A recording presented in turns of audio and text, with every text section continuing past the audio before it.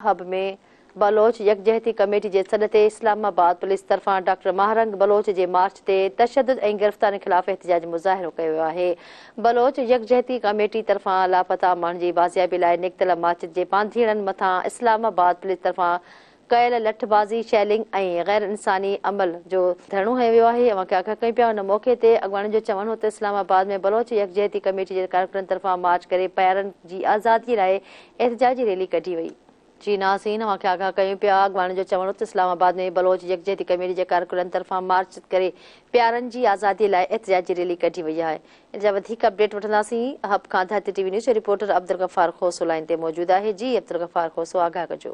जी, hub में Baloch committee के सॾ ते मुकमल शटर बंद हड़ताल और फीता रोक हड़ताल कई हुई है।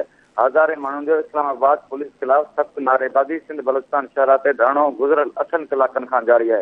धरणे सबब सिंध बलोचिस्तान तरफ विंगड़ हज़ारे गाड़ियों की कतारूं लगी हुई हैं। इंतजामिया परेशान।